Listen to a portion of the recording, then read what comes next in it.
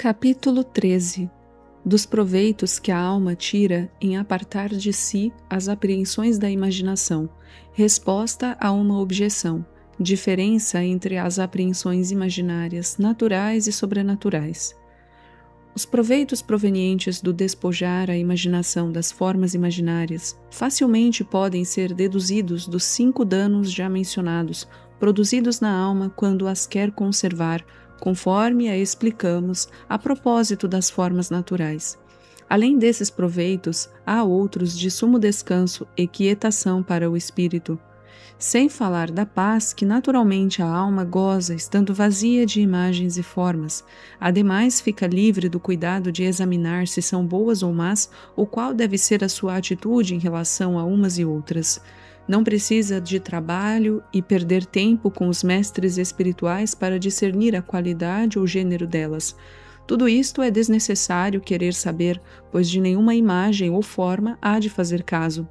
Assim, os esforços e o tempo que deveria gastar em tais inquirições pode muito bem empregar em outro melhor e mais proveitoso exercício, o de ordenar a vontade para Deus, procurando cuidadosamente a desnudez e pobreza do espírito e do sentido, que consiste em querer deveras carecer de todo apoio e consolação apreensível, tanto interior como exterior. Neste desapego se exercita muito a alma quando se determina e procura desprender-se de todas essas formas, e daí tirará o imenso proveito de aproximar-se de Deus, que não tem imagem, figura ou forma. E tanto mais dele se aproximará quanto mais se aliar de todas as formas, imagens e figuras da fantasia.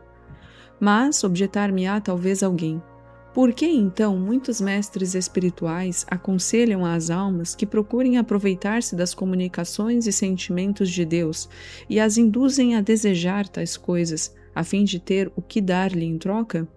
Pois, afinal, se Deus não nos der primeiro, nada teremos para oferecer-lhe de nossa parte? E não disse São Paulo: não extingais o espírito? E o esposo à esposa: põe-me a mim como selo sobre o teu coração, como selo sobre o teu braço? Tudo isto, a doutrina acima nos ensina a não procurar e até a rejeitar, mesmo quando Deus nolo envia. No entanto, está fora de dúvida que, se nolo dá, para bem da alma é que o concede, e bom resultado trará. Não havemos de jogar fora pérolas. E não seria ainda uma espécie de orgulho não querer admitir as graças de Deus como se nos pudéssemos valer sem elas e por nós mesmos? Em grande parte já foi esta objeção resolvida nos capítulos 15 e 16 do segundo livro. Demonstramos ali como o bem que resulta na alma dessas apreensões sobrenaturais, quando vem de Deus, passivamente se opera no mesmo instante em que se representam ao sentido, sem cooperação alguma das potências. Consequentemente, não é preciso que a vontade consinta em admitir. Ao contrário, se quiser agir com as potências, longe de tirar proveito do seu exercício, com a sua operação natural e grosseira, impedirá o efeito sobrenatural que, por meio dessas apreensões, opera Deus nela. A substância das apreensões imaginárias lhe é comunicada de maneira passiva, e assim, passivamente deve a alma recebê-la, sem nenhuma intervenção interior ou exterior de sua parte. Isto, sim, é conservar os sentimentos de Deus, não os perdendo pela imperfeição e grosseria da operação pessoal. É também não extinguir o espírito, porque, em verdade, extingui-lo-ia se quisesse proceder de modo diferente do que Deus quer. Assim faria a alma se, ao dar-lhe o Senhor passivamente o espírito, como faz nessas apreensões, pretendesse ela intervir com a ação pessoal do entendimento e vontade. É evidente, se a alma quiser por força agir, sua obra não passará além do natural, pois é incapaz de se elevar por si mesma a maior altura. No sobrenatural, já não é a alma que se move, nem se pode mover, mas é somente Deus, com sua divina moção, que aí a põe. Querer então agir a mesma alma, de sua parte, é impedir com sua obra ativa a comunicação passiva de Deus, isto é, o Espírito.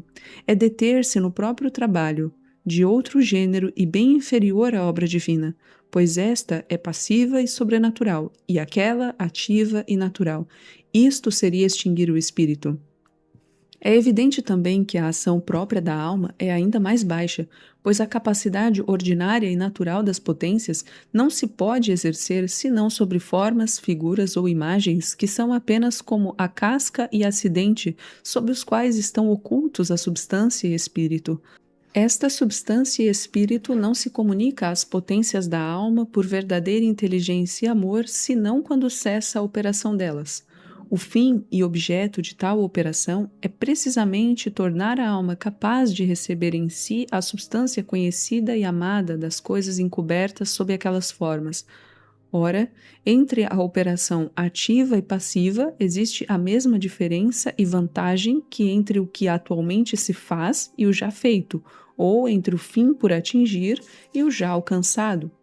Querer a alma empregar ativamente as potências nas apreensões sobrenaturais em que Deus comunica passivamente o espírito nelas contido é como recomeçar um trabalho já terminado. Não gozaria da obra já feita, nem conseguiria tornar a fazê-la, impedindo com este inútil esforço o proveito a encontrar na obra acabada. Porque, repetimos, não podem as operações das potências chegar por si mesmas ao espírito que Deus infunde na alma sem o exercício delas. Seria, portanto, extinguir o espírito comunicado por essas apreensões imaginárias se delas a alma fizesse caso. Deve, pois, renunciar a elas e manter-se em atitude passiva. Deus então moverá a alma muito mais do que ela seria capaz de imaginar ou de alcançar. Por isto disse o profeta: estarei de pé no lugar da minha sentinela e permanecerei firme sobre as fortificações e pôr-me-ei alerta para ver o que se me diga. Como se dissesse: conservar-me-ei de pé e imóvel sobre a fortaleza das minhas potências. Não darei passo algum à frente por minhas próprias operações, e assim poderei contemplar e saborear tudo o que me for comunicado sobrenaturalmente. Quanto à passagem dos cânticos, alegada na objeção precedente, refere-se ao amor do esposo pela esposa. Ora, é próprio do amor assimilar entre si os que se amam no que eles têm de mais substancial. Por isso lhe diz ele: põe-me a mim como um selo sobre o teu coração, onde todas as setas da aljava do amor venham arrojar-se, isto é, as intenções e os atos de amor, para que todas o atinjam, estando ali o esposo por alvo delas. Assim, todas sejam só para ele, e se assemelhe a esposa ao esposo pelas ações e movimentos de amor até à completa transformação. Diz-lhe também que o ponha como selo em seu braço, por simbolizar este o exercício do amor com que se sustenta e regala o amado. Portanto, a alma deve só buscar em todas as apreensões sobrenaturais, quer imaginárias ou de qualquer outro gênero, pouco importa serem visões, locuções, revelações ou sentimentos, não se deter na aparência e no exterior, isto é, no que significam, representam ou fazem compreender, mas advertir unicamente no amor divino que essas comunicações despertam interiormente. Há de fazer caso não de suavidade ou sabor ou figuras, mas dos sentimentos de amor por elas causado. Só para este efeito bem poderá lembrar-se algumas vezes da imagem ou apreensão que lhe causou amor, para pôr no espírito um motivo de amor, embora não produza depois, pela lembrança, tão vivo efeito como da primeira vez que se comunicou. Todavia renova o amor, eleva o espírito a Deus, sobretudo quando é recordação de certas imagens, figuras ou sentimentos sobrenaturais que só em gravar e imprimir-se na alma de modo durável e algumas vezes indelével. E estas assim gravadas, quase a cada vez que a alma adverte nelas, produzem divinos efeitos de amor, suavidade, luz, etc., ora mais, ora menos, pois para isso nelas se imprimiram. E assim é grande mercê de Deus uma dessas graças, pois é ter em si uma mina de bens. Estas representações que produzem tais efeitos gravam-se vivamente na alma, não são como as outras formas e figuras conservadas na fantasia. Assim, quando se quer lembrar delas, não há mister à alma de recorrer a esta potência, pois vê que as tem dentro de si mesma, como se vê a imagem no espelho. Quando acontecer a uma alma ter em si as ditas figuras formalmente, bem pode recordar-se delas para mencionado efeito de amor, pois, longe de estorvarem a união na fé, antes a ajudarão, desde que não queira embeber-se na forma imaginária, mas só aproveitar-se do amor, deixando logo a figura.